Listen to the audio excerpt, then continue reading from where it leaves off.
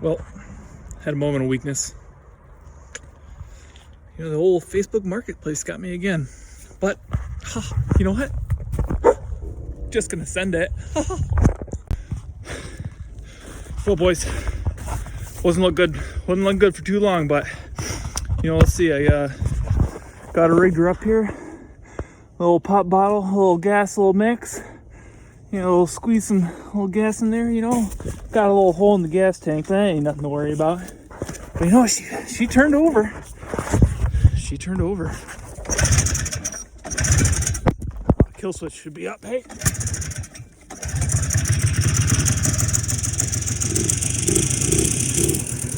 Oh yeah. Best $100 I ever spent. Well, Instagram, I'll give you a little update, you know, on the old ET project. Let's see, don't try not to give you the old glare. Fuel pump, that got a little crispy at one point from during the fire. That got new parts coming in there. This was just flat out missing the old idle jet and screw. But where the real progress is the exciting part. Oh yeah, look at this. Got that slapped together. Not too bad. You know, there's still some other things to address in here. You know, a couple of things got a little crispy, but hey, gotta wait for the gasket maker to dry before I snug her down, but that's all I am. Hey, bud. Oh yeah. But she'll rip. Might have to do a little check on the old bogey wheels, but we'll get her. Well, we're back at it, boys. All right, so right now we're trying to tackle the old chokerooski, the old choke slam on the carburetor. So as you know, of course, this little plunger's got to fit in the bottom of her, and we're missing this piece up here. I actually pulled her out, so after about a $4 part online, ordered it, and I realized that this is not the right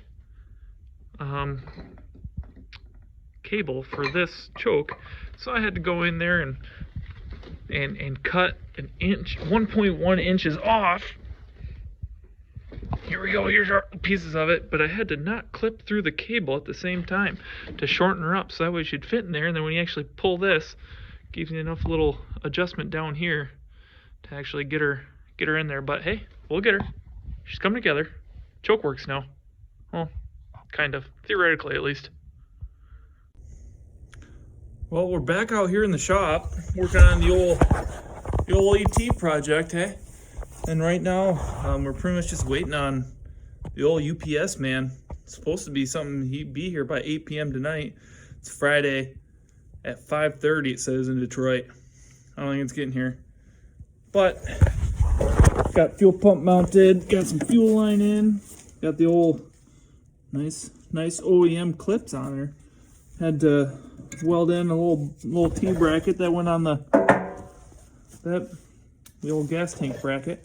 But we got the fuel line run. We're just gonna need some gas. Gotta get a couple parts for the old carburetor, and then we'll be ready to rock. Yeah, tell you what, that TIG machine, best $500 to save $10. Can't tell you how many times I've saved $10 with that $500 machine. Hopefully enough. You know, I was just thinking, there's some silicone gasket on this that, from when I put this little plate down, I decided, you know, let's look in there, see if there's anything in there, and, you know, lo and behold, there's a couple little chunks of, that's where the old Harbor Freight, I don't know if I'll ever need this, buy it, $2 thing, but you know, you squeeze this little plunger and you got a little grabber. Oh, some ice plugged up in her, but oh, there you go, look at that. Oh, well worth the $2, but I guess I could have explained the fuel pump, you know, on all these usually 2-stroke engines, there's let's get some light in here. Kind of had to heat her up to fit her on that one because it's a 5/16 barb, 1/4-inch hose, but air still flowed through it. So that gives the pulse to a diaphragm, and that fuel pump goes in and out real fast, gets the fuel from up there up to the carburetor, but just waiting on the old UPS man. Well, back out here in the shop, work on the old AT. It's actually pretty brisk out. I don't know if you can tell, but my old thermometer is about 38, 40. Not bad. Perfect for no gloves. But hey, we got our carburetor rebuild kit in. Some of the pieces worked. Some of them were not needed, let's just say. But a couple new gaskets. And what I really needed was the air to fuel ratio screw there. So now we can slap this in, and we'll slap the choke in too. Get her all plumbed up. Maybe we'll get her fired up, boys. Oh yeah. Let her rip. Brop. Oh fuck. Well, turns out that yeah, I did need another piece here. This screw was almost, as you can tell here, a little more meat to her. A little longer. This one's a little pointier. A little less rounded off. This one's it's all chattered up. But this one was nearly bottomed out before the old slide would move.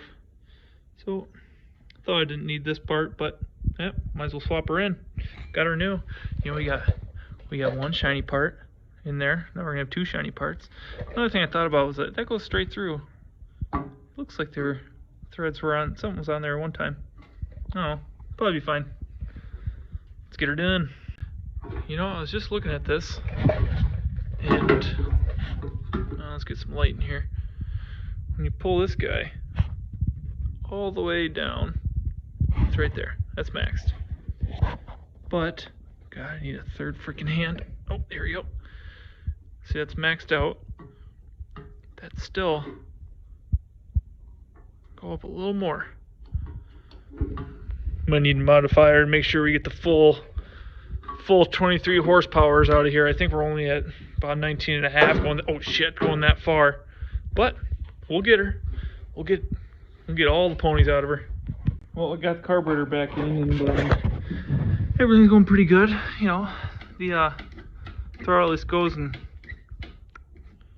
returns somewhat quick, but it came with the new spring for the choke. I wasn't sure if I wanted to use it, but listen.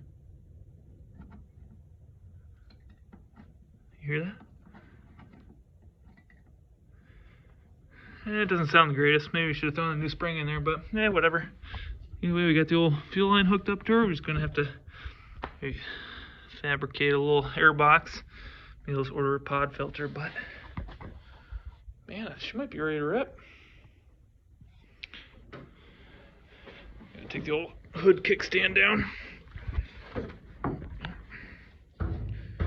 Sorry for the Blair Witch quality.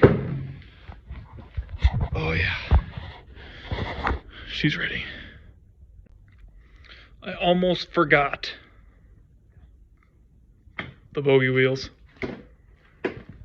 Got the back ones on her, but you know, we're missing the intermediate, so let's press some new bearings. You know, we finally got these in because I don't know, this bearing wasn't too bad. It was a little weeble wobbly, but we just gotta take these little guys.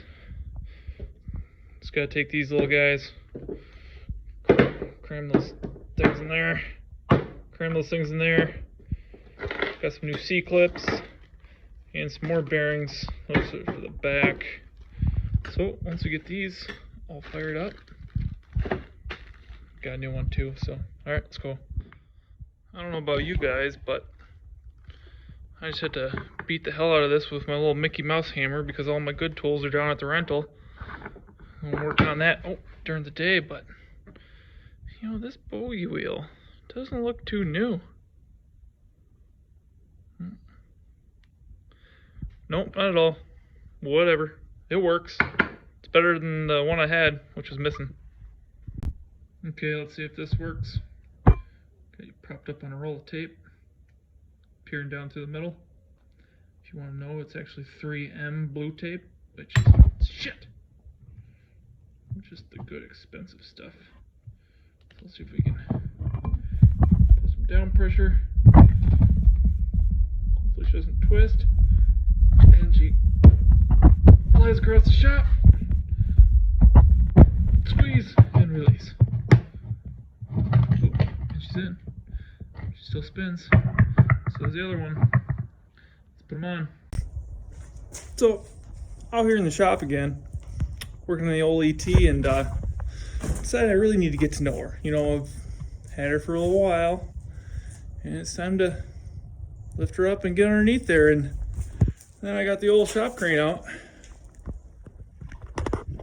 Just had to pick her up, and picked her up, and the track went like that, and I was like, oh, that's not good.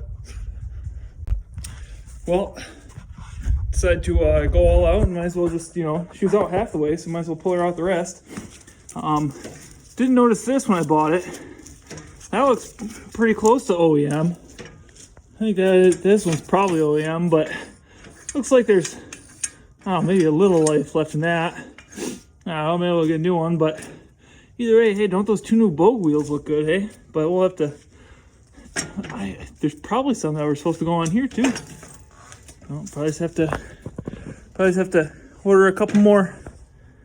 We'll see. See if we can get these guys off. I already took the clip rings off, but might have to get the puller out. We'll see. Back at it. I've just realized I've been filming vertical the entire time. Oh well, doesn't matter. Well, we got the old OEM rope off, and we're kind of going at her and looking at this, and looks like somebody's in here before me and just sprayed some bubble gum on there. But yeah, we'll probably take the shock off. You know, slides look alright.